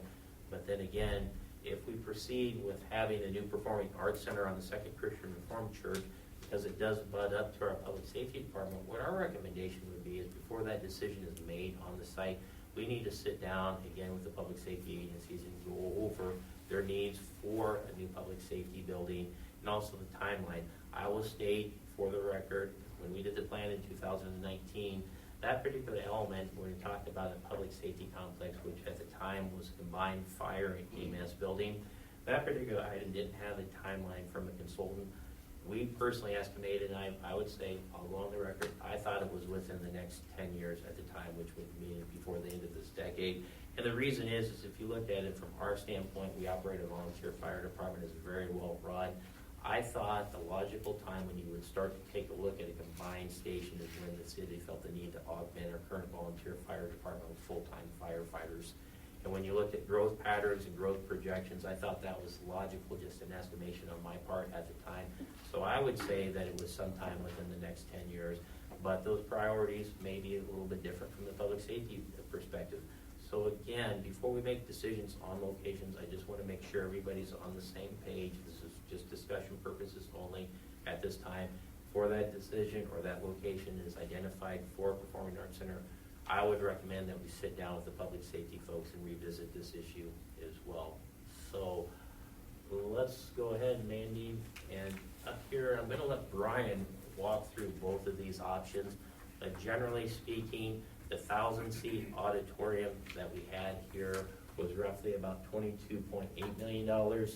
Option B, which would be the 500-seat auditorium, would also accommodate a new 70-space parking lot on site. That was at $18.6 million. Both options are listed up on the big board. And this is probably a good segue to turn this over to Brian and walk through both options for council with it. So, Mr. Mayor, I'd like to go ahead and turn the floor over to Brian Bergstrom. Good evening, Mayor, Council. Appreciate the opportunity to come in and talk with you. As your administrator has already began the conversation here, I met with many of you, some focus groups from city staff and with your public safety directors back in November, just to kind of begin the conversation of what this facility could be, to understand what your vision was and what you kind of saw this potential opportunity could potentially be for the community. From those discussions, we created what we call space needs spreadsheets, or kind of a programming document, which is included in our report at the end. It's really just a list of spaces that we've kind of developed and some square footages, really as a design tool to help us get to the size of what these facilities might be. Really focusing again at that high level, trying to determine the feasibility of putting a facility of this magnitude, this size, on the proposed site that we have been given at this time. From that, these are the two concepts that we've developed at this point. You can see the larger concept, incorporating 1,000 square foot or 1,000-seat auditorium, takes up virtually the entire space. We did want to preserve some space for green space, for an entry plaza, but it doesn't allow for much in terms of parking, which I know was one of the concerns of some of the public safety that we had discussed as part of that focus group. The second option, a reduced version of that, we kept all the other services or all the other features of the building the same, with the exception of reducing the auditorium from 1,000 seat down to 500 seat. That's the only change that happened. But we did then have space on the site to allow us to place approximately 70 parking stalls. Those are really the major differences in the two options. We do still have some green space and an entry plaza opportunity there, but it's reduced from the larger scale option that's been presented. That's kind of really, in an overall kind of high-level view, that's kind of the process we went through and how we got to the size of the building and to these two concepts, which, again, are still very, very much in flux and can definitely change as this process goes forward and we continue to gather your input. So certainly I can answer any questions, any comments. I would have one. Remind me at least of what the rec is for parking to this use. What's the ratio? Is there Jerry, as far as the auditorium, I'll let you answer that question, but I believe I'll go ahead and answer it. I have an estimate on that. One space for every 300 feet. And my second question is there an understood ratio of population to theater seats in city life? Is there? Brian, would you like to answer that? I think it has, I think in my perspective, it has more to do with what you intend to draw, or what you intend to do with that space. If your intention is to draw, from across the country or across the state, different performances or different acts, that's going to drive a larger theater. If you're looking at doing a community-based theater with local groups, that's going to obviously be a smaller type of theater. I don't know that you can necessarily equate it to population. I think it has more to do with what your intended use or vision is for this facility.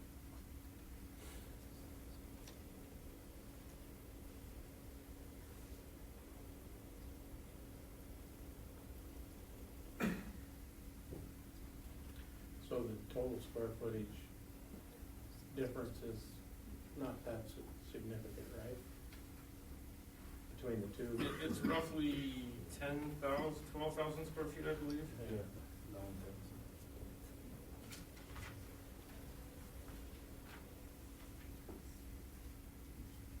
52,000 down to 43,000. And the only thing that was changed was the seating capacity of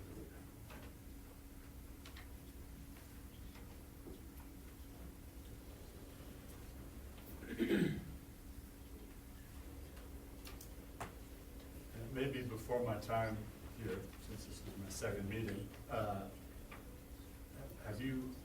have their focus groups been connected at all to USP and Opera House folks to see what? One of our focus group sessions was with community center staff through the city, but it was not with those groups, no. Brian, remind me, for this latest assessment we did it, now when we did the original SEH assessment. As part of the original assessment, yeah. Correct. As part of the original assessment back in 2019, we did speak with a much broader focus group, or a much broader context of focus groups, and they were a part of that discussion. This current version, they were not a part of that discussion. And I guess I don't want to talk in my second meeting so much, but and the industries in town, what their needs might be for their large, I know you guys have some facilities on Vermeer's campus, but what they might need for their larger, I don't know, sales gatherings or stockholder meetings or whatever they may need it. Has that been asked in the 19 study or in this one? Brian, when we originally did this city's facility plan back in 2019, I believe we had a large meeting room. That was one of the items that we had. The facility at the time in the city's 2019 plan was a shared indoor rec and community center. And the thought was that we'd have a large meeting room that could be used for multi-purposes, and that was one of the items that we had thought about at the time. So it has been talked about as far as a large gathering, large group meeting room in the past. I believe that the 2019 study did not include the performing arts theater in the proposal at that time. So I think, since I've been on here, what that 2019 study is some of the proposals you were thinking were trying to marry community center and indoor rec. And I think we as a council through that thought that was trying to get too much in one, and the decision was made that we've got to split them out some way, somehow. That's a correct assessment, yes.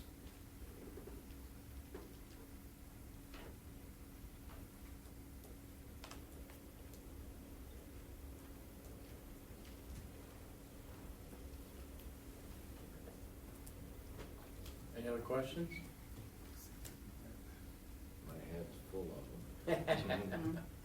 All kinds of questions and no answers.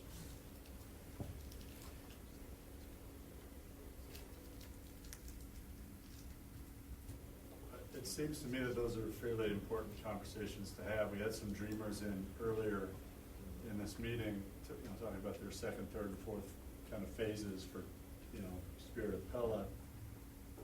I know I see several USP folks. I see Opera House here. Kind of what are your big dreams? Or I don't know if this is the right venue for that or not, but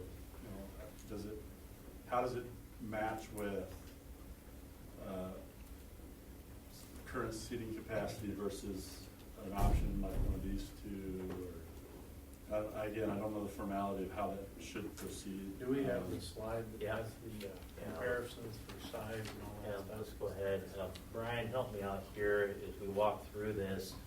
We do have, this is also included in the council packet. The far left column was really that first option that we talked about, which was the complete renovation of the community center. And again, the current facility is just under 40,000 square feet if you were to look at this.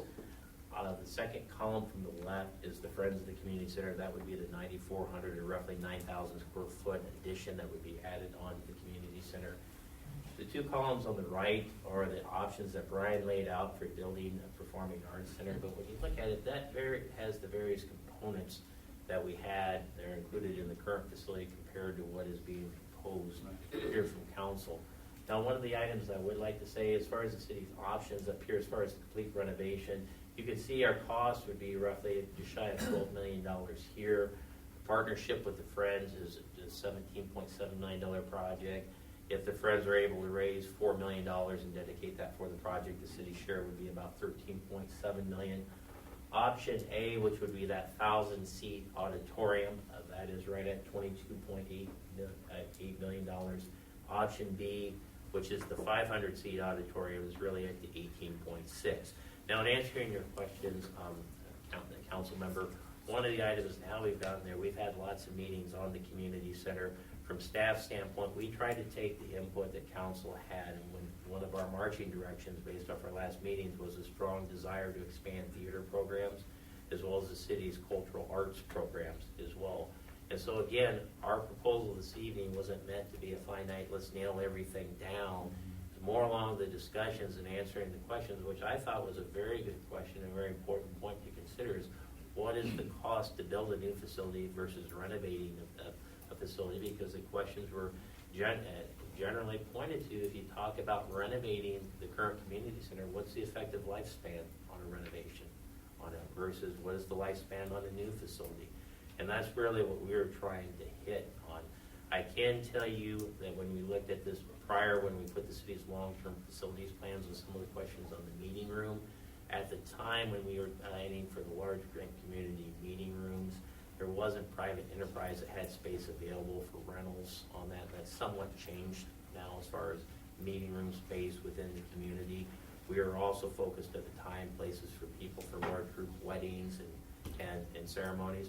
Some of that's been met since the time of the city's first long-term facilities plan and that joint facility by private enterprise as well. So that meeting room space changed, and it also changed from my perspective is we were planning a multi-purpose room with that facility. We didn't have a dedicated theater. That was one of the priorities that council our impression was that was important to have a dedicated theater. So that's been the shift from the large group meeting room over to a dedicated public theater or theater space in the new building. So when we look at size, the only one that I'm probably familiar with in the area would be George Daly. Mm-hmm. Do we know how many seats George Daly has? Jeanette, is it? I think they're right at like 679. Okay. Then what does Newton have? I don't know what Newton has. I don't even. They don't. They don't. Theirs is in the YMCA. It's in the YMCA. Okay. Knoxville I is think their about seating is 700. under 200, under 300 at Newton, at the Newton Theater. Okay, what about Knoxville? It's 700. 700? I think she looked up and said 700. Okay. New high school. Yeah, that's where I am. New high school. Then probably Bridgeview and Ottumwa would be the. 664. What was that? I'm sorry. 664. How much was Bridgeview? 664. Can you tell us, we cannot tell from the plans that you gave us, what is the square footage of the stage area? What are the access points, stage right, stage left, for exiting and entering onto the stage? How many service points are there? What is the access from the dressing rooms and the green room? And, we need to see the specifics on exactly how it's set up so that we know if it's the sound would be appropriate and that sort of thing. Can you give us more details on that? Because that to me is more important than how many seats it has. Right. if you can't put the show on, it doesn't matter how At this many. point, what I can tell you is the needs that we put together at 2,500 square feet for the stage. In terms of access points and how it all fits together, we're definitely not there yet. We're much higher level than that at this point. We know that facility has space for the pieces that we think that would be. It came out of the focus group that would have the space for those particular pieces. In terms of how they all fit together, that's kind of a next level or next step. So in that next level, will you be consulting with us basically what we might need as far, or do you just go with the focus groups? Because they won't know. I would defer that question to the city. Yeah, I think to answer that question, and this is just myself speaking, that really depends on the direction of the city council when we get through this process. Again, our direction was to present a broad overview, something as far as the space, make sure when you looked at one of the spaces downtown, it was big enough to accommodate a theater. I think the answer is yes, based off our analysis that we have as far as a new facility. And we have approximate cost on a new facility and approximate cost on renovating a facility. So future directions, focus groups, narrowing down path of actions, that's what we're hoping to accomplish by March 31st of this year. Yeah, I think we got to be careful not to get ahead of ourselves there. The Friends of the Community Center proposal and study was very detailed. Everything's laid out in there. All we said, all I heard from council was, let's look at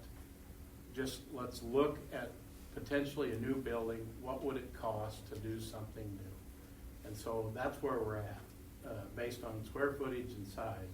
There's no detail to this yet. We may decide that we even want to consider option A or B with a new facility. That may happen. Then it'd be a waste of time to spend a lot of time talking about it. If we decide that a new facility is a prudent thing to do, then you start drilling into the details, figure out what you need, all those questions you asked, all that has to be answered before you would ever make a proposal to build a building. At this point, like I said, we were curious as to what would it cost. We're going to spend $17 million to renovate the community center. I think we were doing our job by saying, what would it cost us to build something new to accomplish the same thing? Okay, so now we have a decent idea of where we're at cost-wise, and we will have to have that discussion as to where, what direction we want to go, and then all those details, whether you're talking about a rec center or a community center, there's a whole lot of details that has to be worked out before you ever start building a building. And you talk to the right people that know. I don't know anything about theater, so I can't help you. But you talk to theater people and figure out, answer your questions, what's important in the theater. Respectfully, Mr. Mayor, if we're looking for a rough concept of the cost, but the building that's being proposed does not include all of the services that are in the community center, so we have lost a lot of services. What would it cost to add those services back in? I think you're looking at the 5,371 square feet of rental space of the existing building. That's largely Crossroads. That's the dining hall that's rented, and that's USP rooms. Yeah, So and I think based on what these guys were told when we put this together is, let's expand the theater, let's get more seats, okay? Exactly. And let's expand the arts program. Exactly. So that's what this focus is on. But then So we'll have to place in the expand, community center. I'm not saying that other stuff, you won't go back to it, but that was the purpose. People said we want a larger auditorium, we want more room for arts. So that's what this is. I don't disagree. You look at the size of the seating, the capacity is significantly more. The space for art programs is significantly more, and so that's what this proposal, or not. This isn't a proposal, but a high level concept is. Yes. I just don't feel it's fair to compare the 18.6 million price compared to the 17.7 because you don't have all of the same services. Realistically, Arvin, if we build a new building, we've still got a great big brick building over here that somebody's gonna spend $6 million on preserving. And that's That curious. has to be Maybe that was factored in direction here you're headed. somewhere, because it isn't gonna be left to fall apart. Well, and I think that the big number that has to be considered in all of this, in addition to the 17.7 million, is the cost of building a new first responders campus. You've got to have that in there too. I mean, it's all a domino effect with this new structure. What we'll have to build another campus. So you can't just say, well, it'd be 17.7. No, it'd be 17.7 plus whatever we're going to spend on relocating these departments.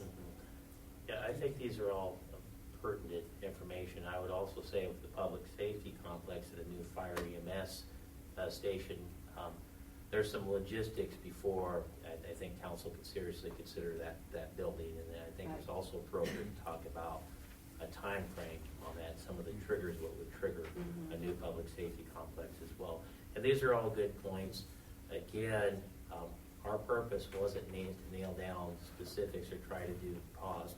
I will state this, for 50,000-foot overviews, we've tended to focus on government functions and buildings on it. And the reason for this is one of the things we need to keep in mind is when you talk about government buildings and issuing, I'd say, tax-exempt debt, there's a clause that's called private duty use on there, and there's specific requirements on it. So from our purposes, council may choose to have it in rental rooms, and that's okay, but it needs to have a clear public purpose with it. And the easiest way to have public purposes is governments.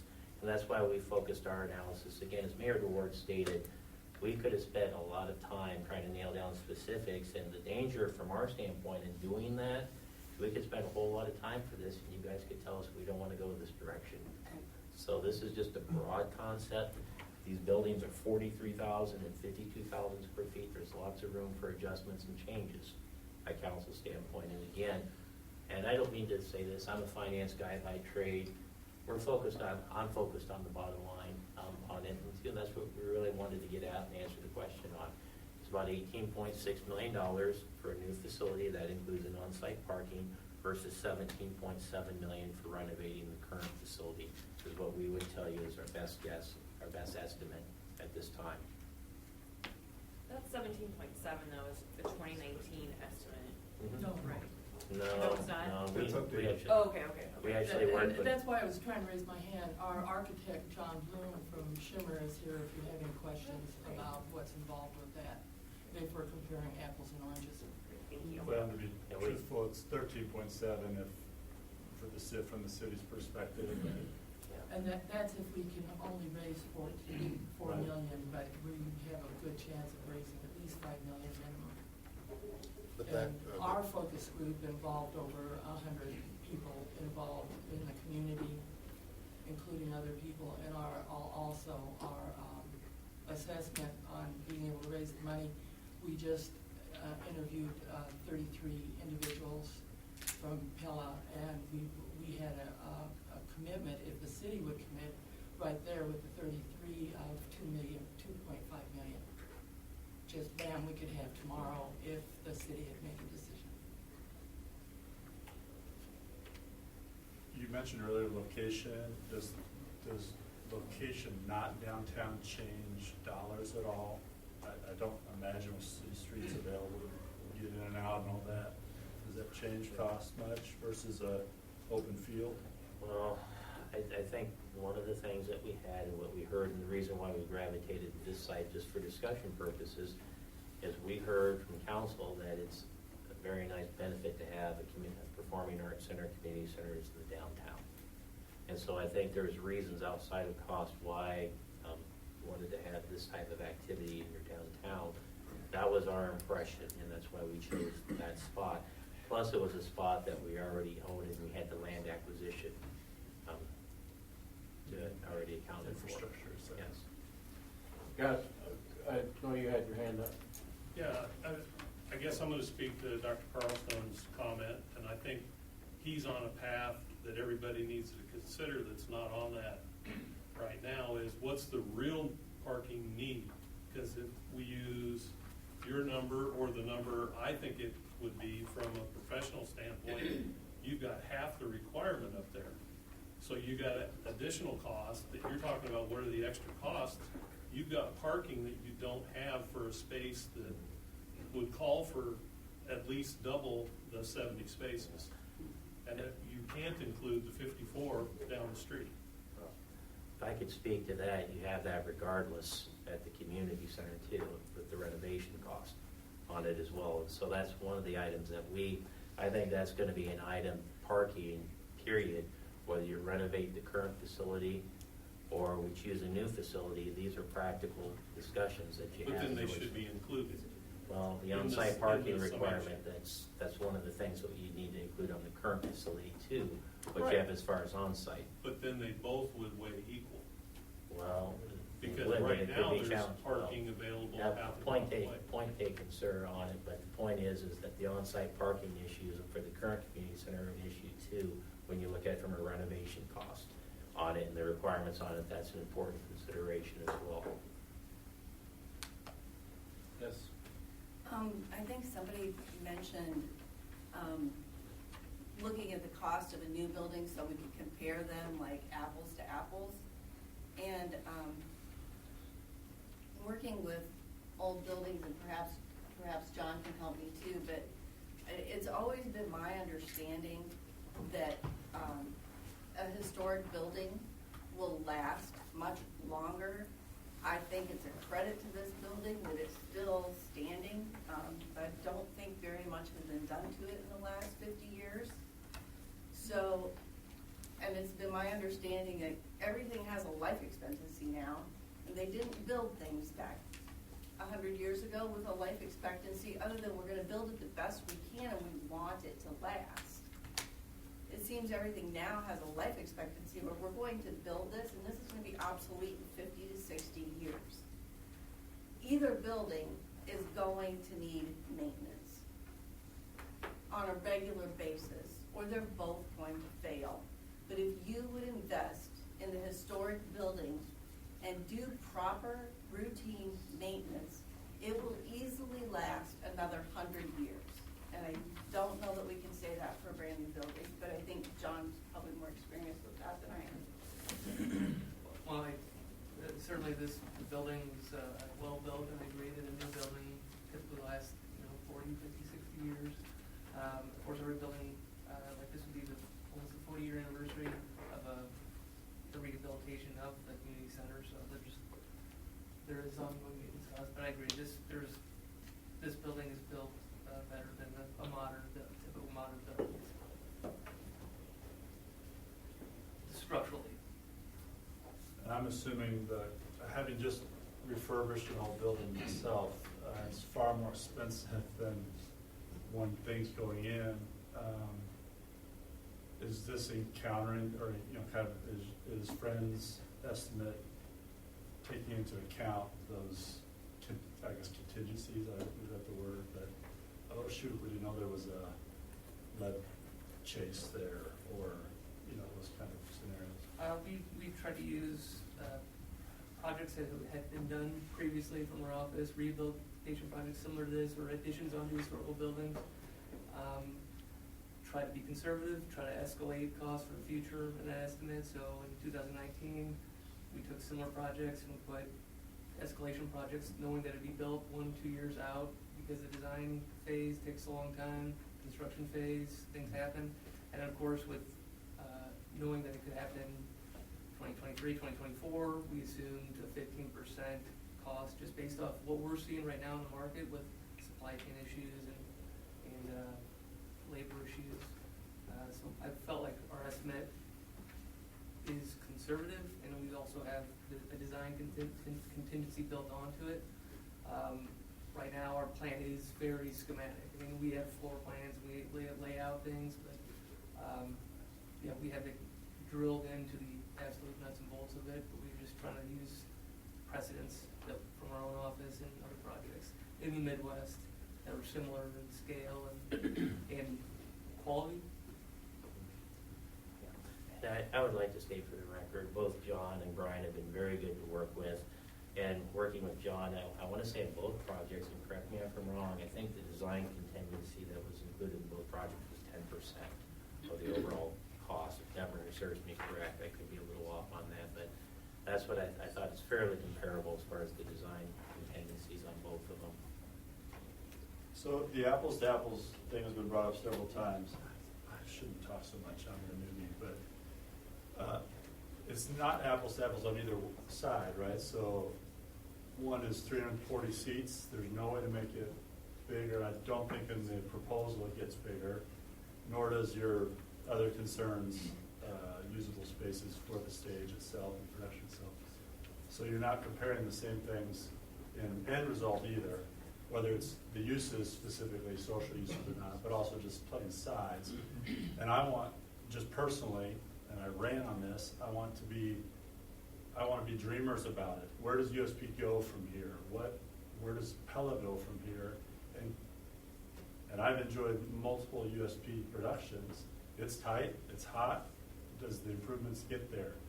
You guys are awesome. Should you have a 500-seat auditorium? Seems reasonable to me. Not to compare to the next guys, but if so-and-so has a 700 auditorium, I've been in Pella long enough to know, yep, we should have at least 700, you know what I mean? I think there's that element too, but let's not hit a ceiling too early. We're just starting off, and so it's hard to, the apples to apples comparison is a tough one in this scenario because the outcomes are so different. Carl, I'd like to say, not Spencer, he's not Carl. Spencer, this is, it's not just the theater, but in the community center, they also would have, with the Shimmer plan, we'd have 2 technical rooms. High-tech conference room. High-tech, thank you. High-tech conference rooms along with other services besides the theater. And John's gone through the theater and saw things that we could do to improve the theater so it would be better seating up in the balcony and stuff like that. He went through it with USP at the time. And there's other things that can be done to the auditorium. In the SEH assessment, they didn't do any changes to the theater at all. So I just want New to seating. follow up on Spencer too. I think you can never have an apples to apples comparison when you're looking at that. It's just going to be where is a person's heart? You know, what they're going to have to do, where you want to focus. And that also goes to the fundraising. You know, none of this shows any fundraising for anything brand new as well. So that's a factor that hasn't been discussed yet. But I think more important, where I have a little bit of angst with not knowing if, particularly if we go with option A, the 1,000 seats, I think that brings us to a whole new level that's not in the central Iowa area for a town of our size. And that could be the dreaming that you could have, or it could be the nightmare if all you have is 500 people in 1,000 seats. I mean, I think we have to really raise our bar, and if that's the one that we choose, okay, what's our plan to make this fill 3/4 fill at least? So, and I don't know if, and again, this is just in the planning stages, but I think if that's the route we go, we're going to have to see how are we going to be a venue that people drive an hour to if we're going to have shows that would fill 1,000 seats. Okay, and so I guess my question is, will we be competing with other shows? Will we even be able to get in there and do our shows? And have rehearsal. You know, we need rehearsal space. We have to be able to get on that stage and build a set. That all takes time. You can't just have people coming and going all the time. So that's what we have now, is we have a space. Maybe we should check how George Daly does it. Yes, I checked what George Daly's struggling with. Yeah. And Cindy has her. Cindy wants to talk. I guess one of the things that I've heard Mike say, and I've heard others say, is that there's a desire within the city to expand theater programs. And I'm just wondering if you could tell me what that means. Does that mean, are you wanting to bring other theater programs in? Is it a venue that you're going to bring in shows, and now I'm going to be selfish, that directly compete with the Pella Opera House? Are you going to hire the staff that is required to have a professional venue? To have 2 venues that are bringing in shows, and where I'm bringing them from right now, New York City, California, Nashville, Florida, you're going to be hiring staff to bring in shows like that a block away from where I'm at, of course, it leads me to a little bit of concern. The Pella Opera House is only a 324-seat auditorium. And I will also say that as you look at larger auditoriums, I would strongly encourage you to look and speak with the theater directors about what their percentage of sales are for seats. It's very fortunate George Daly is supported by the city heavily. They pay no utility costs, they pay no facility costs for maintenance and care. That's just one of the things that's built in for them being built with the school. But and the same happens at Knoxville. Knoxville's also built into the school, so the school pays for a number of the actual costs of that facility. For organizations like myself, we pay our own costs all the way, all of our utilities, everything else to bring in these shows. So I'm wanting the city to elaborate on what you mean by expanding theater programs. Well, and to speak to what Cindy's saying, we pay a portion to the city each time we do a show. You get a percentage of that. We put in new sound system, new lighting. We put in new speakers. We've gone in with the city and put in curtains. I mean, we're constantly. We painted the walls on the second floor. We've had the carpets cleaned when it was necessary. We want to partner with you, but I think you have to understand what's going on, and I appreciate your asking questions to find out. And we need to have it downtown because that's where people go to dine, and they dine, they shop. Sometimes they come in the afternoon and they shop for a while. They go out for dinner and they come to our show. So just so you're up to speed. Sorry, I know I'm supposed to be quiet. And to attract, just on a side, to attract, and Cindy will back me up on this, to attract decent acts to a theater, you have to promise them that they will make money, that you have to promise seats. The way the Des Moines has such great shows at the Performing Arts Center is because they partner with Broadway shows and they support shows, and they can guarantee those shows. They get the first run road shows because they can guarantee those people that there are 14,000, count them, 14,000 seasonal seats. So they can promise them that much income when they come in. And the big acts only come into places, and the good acts only come into places where they can be guaranteed that they will make money.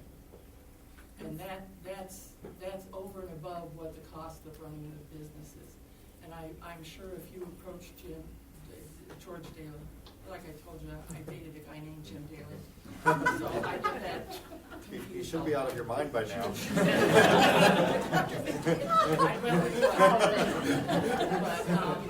but the George Daly, even with the city backing them and stuff, they still struggle and they still have trouble. And they've got a great stage, and they still have trouble getting acts in.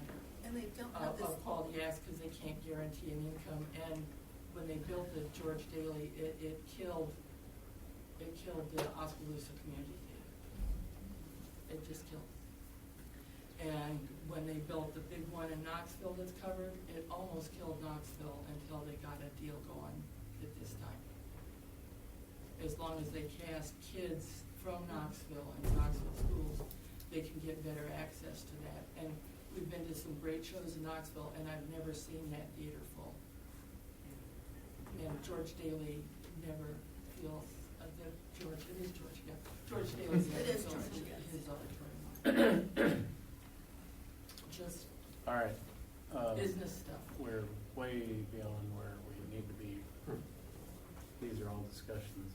We may say we don't even want to pursue it. So anyway, any other comments about the size and scale and the cost and anything here? The only thing I have is it Brian? Yes. I'd be interested to know square foot price so one of the big points that you guys are making is the high-tech conference space. So if we were to take the additional, that 43,000 square feet, that additional 9,000 in the 52, we keep that 500-seat auditorium and actually shift that 9,000 square feet to whatever this multi-purpose space might be. What might that number look like? That 22.8, we'll say it's still gonna be 52,000 square feet. What might that number look like? Is it gonna be a little less, a little more, pretty similar if we're just using $40 a square foot or $80 or 200, 400, whatever? I would say it's probably similar. Yeah. To give you an exact number, it would Yeah. be difficult at this level. I figured as much. I just wanted to bring that point out, that if we were to just shift option B and A and kind of make a combination where, just for the sake of the comparison. I also asked John at one point what the cost per square foot was for new construction as opposed to renovation. John, what'd you tell me? On this sort of addition of this quality on an existing building, we had it at about $450 a square foot, and then interior remodel. Historically, when we were replacing mechanical, electrical, plumbing systems, $200 to $250 a square foot. So.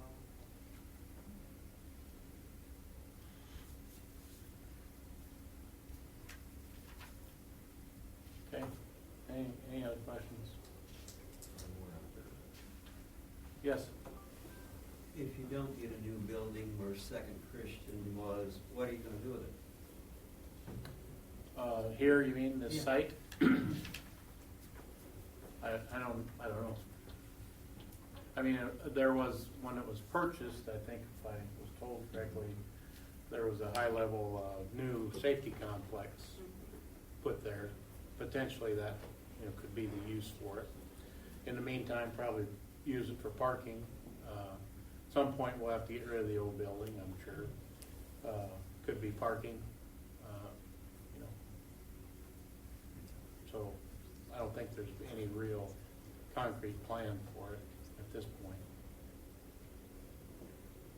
You guys were on the council when you bought it, so. It was purchased for a first responders campus Yeah. in the center of our community, so that our first responders could get to calls in the entire community in pretty rapid rate. And not intentionally, but that location also served from an insurance standpoint, as a lot of people do benefit from living close to a fire department. So just a little sidebar now. So Lynn, there was never any intention to keep Second Christian. No, but Correct. it was a campus in the center of our community for all citizens of our community to have equal access to our first responders in their time of need. That was the thought. We simply couldn't pass it up. I mean, Yeah. right next door to all the other facilities I here. think we have a plan too. I think I can put my hands on it pretty quickly at home. Well, actually, it's in our long-term facilities. Yeah, You yeah. plan on Yeah, that too. I've Yeah, seen so- it, yeah, Yeah. I've seen it. But Lynn, the intention was always to tear down the building, because that's one of the reasons Second's moving out of it. Yeah, my understanding is the building is just not safe. Right. So, yeah, it always was,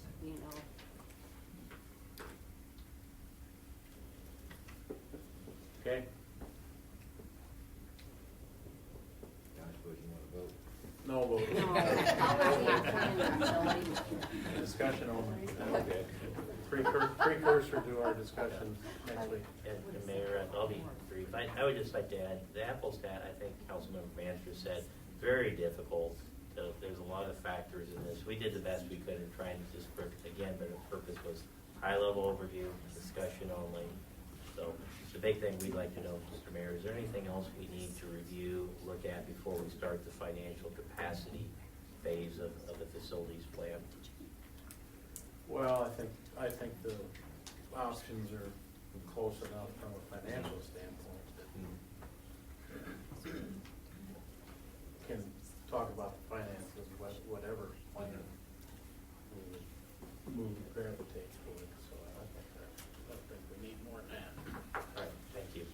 Thanks a lot for being Briefly, here. in downtown, you can see it, there really isn't another option to stay central either, as far as location goes, right? I mean, I can't think of any other large volume spaces available. I mean, just to think about other spots without having to go out. Yeah, somewhere. Because that was, I know in all of our community center discussions, location was a huge issue. Being downtown was very important, I think, to all constituencies, so, yeah, we don't have a lot of other options downtown, other than this particular site. No. Okay.